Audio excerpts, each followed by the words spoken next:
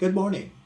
This play is called Mr. Gray's Gettysburg, and it's a two-act murder mystery.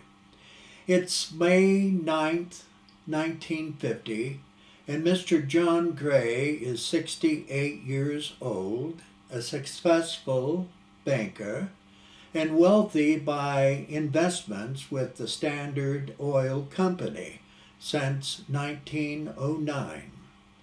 He had just married a young Georgia Belle in her 20s, Tiffany Hopkins, and approximately 10 months after a horrible event. And Mr. Gray wanted to make a silent motion picture of the Confederate Civil War, but he soon was murdered, and his son, Thornton L. was the one who might had murdered his father. And Thornton's a black man, and his mother was black too, when young Mr. Gray, a long time ago, made love in the hay barn. Mr. Holmes follows Thornton.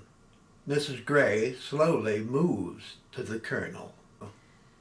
You look like a naughty schoolboy, having to stay after the bell. Have you been a bad boy, Colonel? Not now. She moves close behind him, touching the strands of his hair. I've laid sleepless hours contemplating how your lips felt on mine. Our blissful evening doesn't warrant us liberty to put asunder your marriage vows.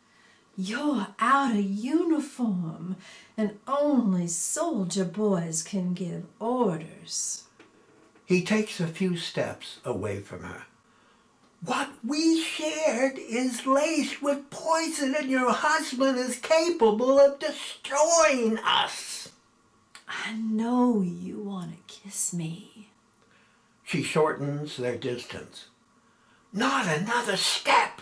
You know I'm yours for the taking, like a wet, juicy grape on the vine for picking. One step further, and I promise to depart. I know where it's buried. Where? Let's go outside in the garden.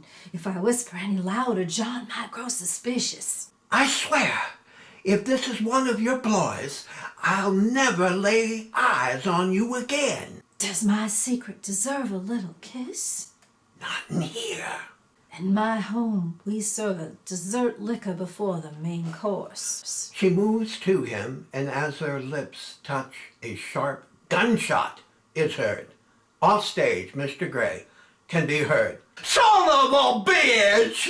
You rotten bastard shot me! It's an accident! You lying bastard were trying to murder me! It's your fault, sir.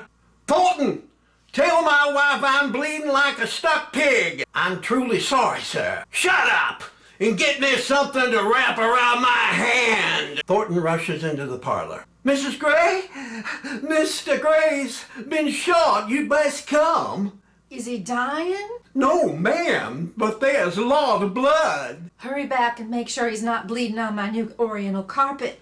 Thornton exits as Mr. Holmes rushes into the parlor.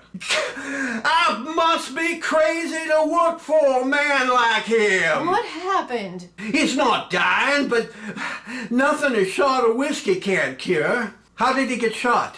I convinced him to get down from his ladder, saying there was no need for his finding his old script. Then, before he allowed me to show him the new changes, he insisted I admire his new pistol. He then held an ace of spades in his right hand and ordered me to shoot a hole through it. While holding the card? Yes, sir. Isn't that the damnedest thing you ever heard? I pleaded with him that I was a novice in the art of firearms, but the damn fool insisted. It serves John right. You have my apology for nearly making you a widow. There's none needed, sir. If you will excuse me, I'd like to retire to my flat. Please inform Mr. Gray I will look in on him tomorrow morning.